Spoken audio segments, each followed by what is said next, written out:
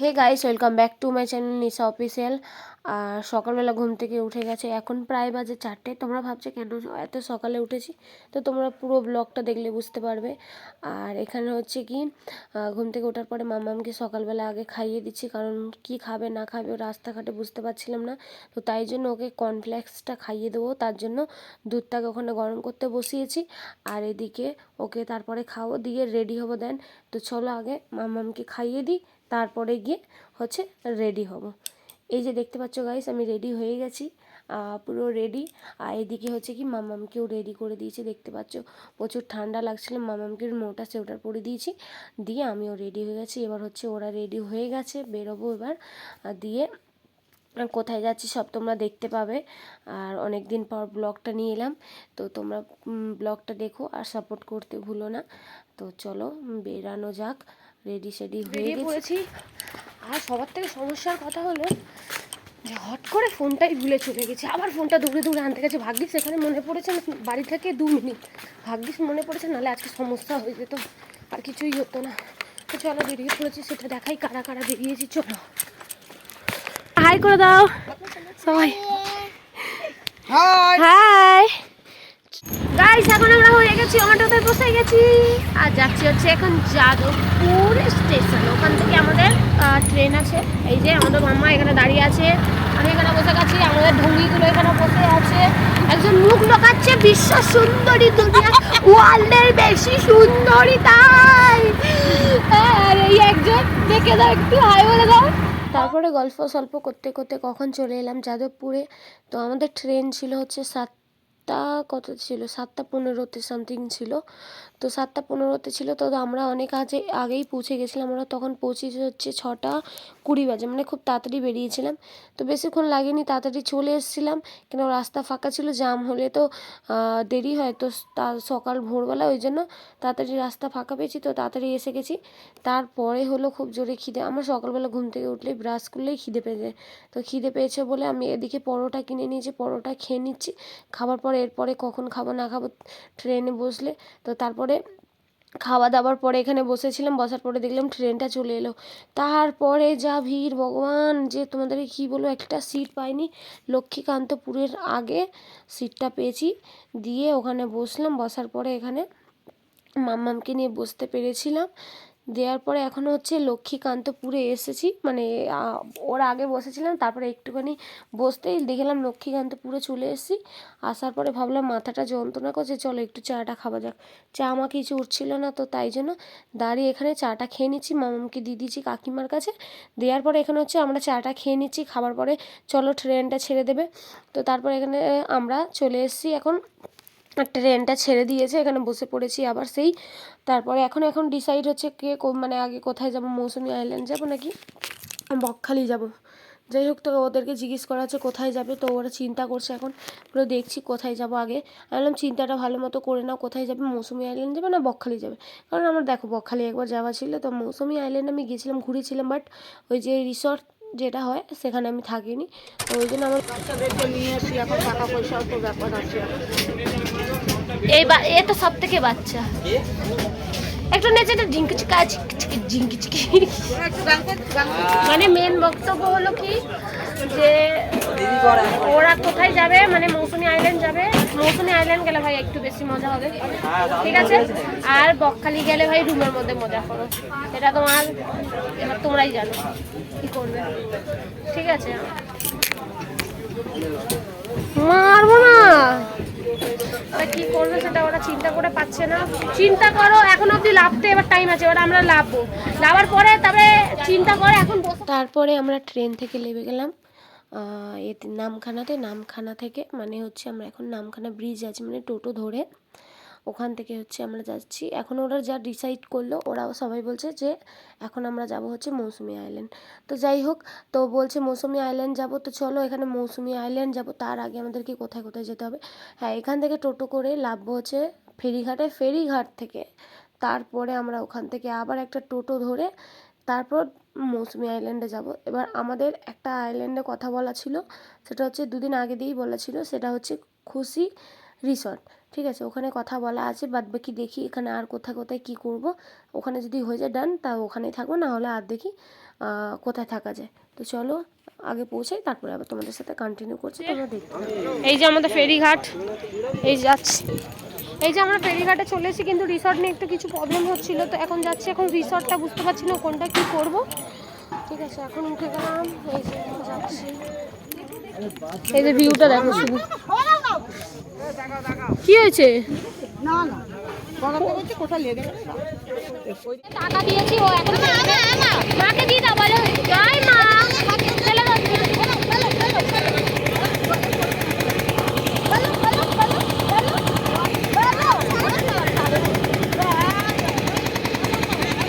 আমরা মৌসুমি আইল্যান্ডে পৌঁছানোর পরে যেই রিসর্টের সাথে আমাদের কথা বলা হয়েছিল সেই রিসর্টে গেছিলাম। যাওয়ার পরে ওখানে আমাদের যা কথা হলো, উনি যেটা বলেছিলেন সেটা বলছে আমাদেরকে যা কথা হয়েছিল 1000 টাকা করে পার পার্সনের 1000 টাকা করে পড়বে, তো সেখানে মাটন দেবে। তো ওখানে দুজন মাটন খায় না, তো তার জন্য আমাদের চিকেন করা হচ্ছিলো। দেখো 1000 টাকা মাটনে বলছে ঠিক আছে, কেন মাটনের দাম বেশি। এরপরে চিকেনের আইটেমে ওনাকে বললাম একটু কমসম করো, চিকেনের দাম তো কম, তো কমসম করো। উনি বলছে না কোনো কম হবে না। তা আমরা বললাম দেখুন আপনাদের সাথে কথা হয়েছে বলে আপনাদের কাছে ডাইরেক্ট আসা, নাহলে তো আমি আর আসতাম না, আমি অন্য জায়গায় যেতাম। তো আপনাদেরকে একটু কমসম করুন, নাহলে আমাদেরকে অন্য জায়গায় চলে যেতে হবে। বললো না দেখুন ম্যাম, কমানো যাবে না। তারপর বললাম আমরা দেখো বারবিকিউ করবো, সেটার দাম তাহলে এখান থেকে একটু কিছু কমাও, কেন তুমি সব দিকে দেখে যদি না কমাও, তুমি এক কথা বলেছো এক করছো, ঠিক আছে। তো সেটা বললাম, বলার পরে উনি বললো ঠিক আছে তুমি 100 টাকা কম দিও বারবিকিউতে। তারপরে ওরা চিংড়ি মাছের না কিসের একটা আইটেম বললো, তা ওখানে বলছে যা দাম, মানে ধরো আমি একটা এমআরপি বলছি, যেন অন্য কিছু বলছি, অন্য মানে ধরো এমআরপি ওটার দাম 30 টাকা, সেটা উনি 30 টাকা এক্সট্রা নেবে, বুঝেছো তো, মানে এমআরপির থেকে বেশি টাকা নিচ্ছে। তো তার আমরা ডিসাইড করলাম যদি এত এত করে যদি উনি না এক্সট্রা, তাহলে তো হবে না, পার পার্সনের 1000 টাকা করে পড়ে যাচ্ছে মাটন নিলে। আর মাটন ছাড়া যদি আমরা চিকেন করছি, তার মধ্যে যদি কোনো আইটেম যদি অ্যাড আছে, তার বেশি দাম নিয়ে নিচ্ছে। তো সেখানে আমি কী করবো, ওই জন্য আমরা বললাম না আমরা নেবো না। তারপরে ওদের কথাবার্তা একদম ব্যবহার খুব খারাপ, সত্যি কথা বলবো। তো আমরা আর অন্য রিসর্ট দেখেছিলাম কটা, তো সেমই দেখলাম, সব ব্যবহারগুলো বেসিক্যালি ভালো না। তো ওখানে আমরা যেখানে ফেরিঘাটে ছিলাম, সেখানে যখন আসছি বকখালি যাবো বলে, সেখানেও কটা মহিলা বসেছিল। ওরাও বলছে কি হ্যাঁ মৌসুমি আইল্যান্ড এখন খুব খারাপ হয়ে গেছে, এখন মানে ওদের ব্যবহার খুব খারাপ। ওই জন্য আমি বললাম ঠিক আছে। গাইস আমরা এখন রুম নিয়ে নিয়েছি, আর রুমটার নাম হলো ভোরের আলো, ঠিক আছে। বকখালিতে এসে রুম নিয়ে নিয়েছি, আর খুব ঘুম পাচ্ছে, যাই হোক। আর এখন হচ্ছে চান করতে যাচ্ছি, চান ফান করে আসবো, তারপরে দেন খাবার খাবো, কী করবো সব শেয়ার করব। আর মনটা খুব খারাপ যে ওখানে গেলাম, এত কি খরচা হলো, তারপরে আবার কিছু হলো না, চলে এলাম। আর এসে আবার বকখা দিয়ে এলাম। যাই হোক, যা হবার ছিল হয়ে গেছে। আর এখন হচ্ছে কি রুমটা চলো তোমাদের সাথে শেয়ার করি, কি কিরম রুম নিয়েছি। এই যে দেখতে পাচ্ছ, এই যে আমাদের রুম, আর এটা আমাদের বাইরেটা ভিউ। এই যে দেখতে পাচ্ছ এই কাছের এই যে বাইরের ভিউ, বিচ একটুখানি জাস্ট 2 মিনিট, বিচ 2 মিনিটে আমরা বিচ পৌঁছি। আর ওখানে টোটোওয়ালারা আছে দেখতে পাচ্ছ, বেরোলেই টোটোওয়ালা, আর এখানে বেরোলেই হচ্ছে 2 মিনিট হাঁটলেই হচ্ছে বিচ। তো 2 মিনিট গেলেই বিচ। চলো চান করতে যাই, দিয়ে অনেক লেট হয়ে গেছে আজকে, তো হাফ দিন বেলায় চলে গেল। ভোরবেলা বেরিয়েও যদি এত লেট হয়ে যায়, আর কিছু বলার নেই, কী ভেবে এলাম কী হলো। তো চলো বেশি কথা না বলে বেরানো যাক। বিচে আসার পর দেখছি একদম অনেক দূরে সেই জল, তারপর অনেক দেরি হয়ে গেছিলো, 5:30 বাজে তখন আমরা পৌঁছেছি, ওই জন্য। তারপরে এখানে আমরা চান করতে বসে গেছি, মানে আমি চান করতে বসে গেছি, জল যেই পেয়েছি তখন হেভি মজা চান করছি। তারপরে চান করতে করতে দেখলাম ঘোড়া ওখানে, আর মামাম ঘোড়াতে উঠবে বলে সে কি কান্না করছে। তারপরে ঘোড়াতে যেই ঘোড়ার সামনে গেছে কি কান্না, ঘোড়াতে উঠবে না, দূর থেকে থাকলে ঘোড়ার কাছে যাবে। তো যাই ওখানে ঘোড়াতে একটু চড়ে নিলাম, তারপরে দিয়ে ফটো তুললাম, দিয়ে এখানে একটু মাম্মাম চান করবে বলে খুব কাঁদছিল, ওকে তো লাগাও না, ভাবলাম এত ঠান্ডা হচ্ছে আবার বিচে। এখন খাবার কেনাকাটি করবো, মানে খাবার কিনবো, কী খাবো না খাবো, আর দেখতে যাই কি আছে না আছে সব দেখবো।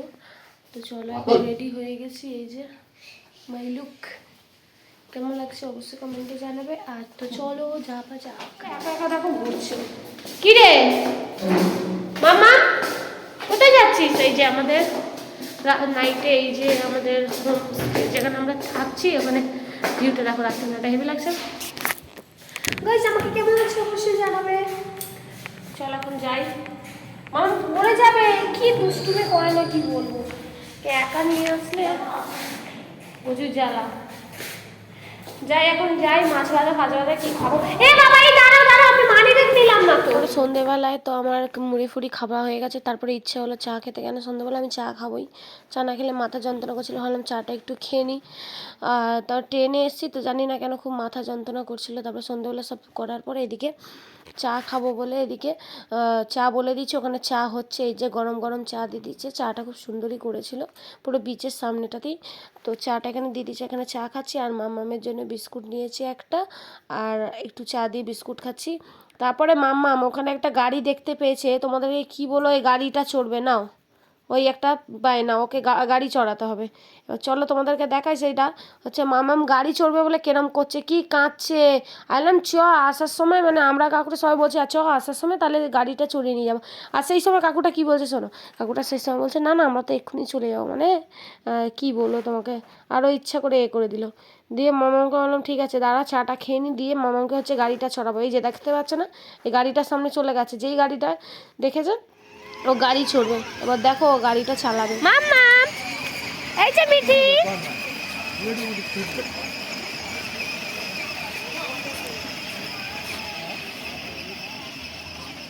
তারপর ওখানে মাম্মাম গাড়ি চড়ছিল, গাড়ি চড়ার পরে এখানে এসে গেছি বিচে। এখন কি মাছ খাবো না খাবো ওরা দেখছে, এদিকে মাছ কি খাবে ওরাও দেখছে, আর আমিও পছন্দ করছি কি খাবো না খাবো।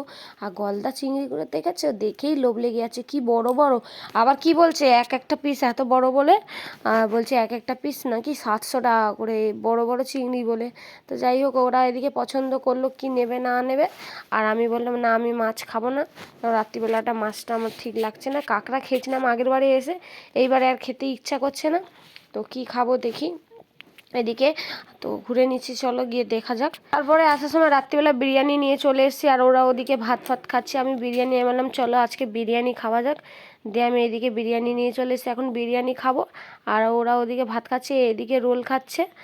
আর মানে খুব একটা মানে বিরিয়ানিটা আমার ভালো লাগলো না, আমি ভেবেছিলাম ভালো লাগবে হয়তো এখানকার বিরিয়ানি, আমাদের ওখানের মতো দ্যাট আমার ভালো লাগলো না অতটা বিরিয়ানি।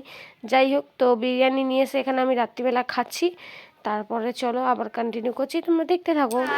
তো আজকে আমাদের ছিল লাস্ট ডে, তো আমরা ছেড়ে দিয়েছি আর দিয়ে বাড়ি যাচ্ছি। এই যে আজকে আমাদের লাস্ট ডে ছিল, লাস্ট ডে বলতে আমরা বেরিয়ে যাচ্ছি। আমরা একদিনের জন্যই ঘুরতে এসেছিলাম, একদিনের ট্যুর ছিল।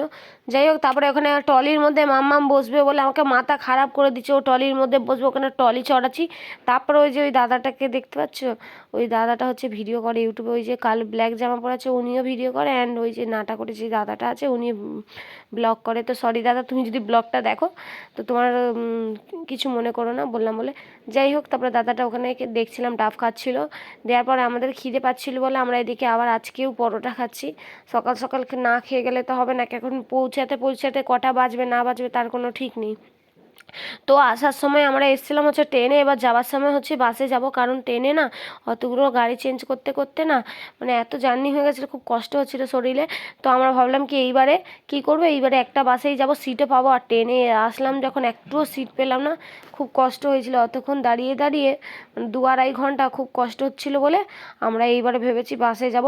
আর সিটে বেশ সুন্দর করে সিটও পেয়ে গেছিলাম, আর বসেও ছিলাম। চা চলে এসছে, চাটা খেয়ে নিই, খেয়ে নেওয়ার পরে বেরোবো উদ্দেশ্যে, বাড়ির উদ্দেশ্যে বেরোবো।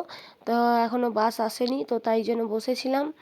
তো চলো এখন আগে চাটা খাই, তারপরে গিয়ে বাসে উঠবো। তারপরে এখানে বাস এসে গেছে, এখানে দেখতে পাচ্ছ দাঁড়িয়ে আছে। তো আমাদের এখনও বাস ছাড়তে ছাড়তে লেট আছে। তো আমাদের বাস ছাড় হচ্ছে 11টা 15-তে, আর সবে বাজে 11টা, আর 15 মিনিট হাতে টাইম ছিল। তো এখানে তাড়াতাড়ি করে জিনিসপত্র তুলে দিচ্ছি, আর সিটটাও ভালো পেয়ে গেছি, তো ওখানে বসবো। তো আজকের মতো এতটুকু, ভিডিওটা কেমন লাগলো অবশ্যই কমেন্টে জানাবে। নেক্সট ব্লগে তোমাদের সাথে দেখা হবে। তো চলো tata bye bye, like comment share and subscribe করতে ভুলবে না। নেক্সট ব্লগের সাথে দেখা হচ্ছে।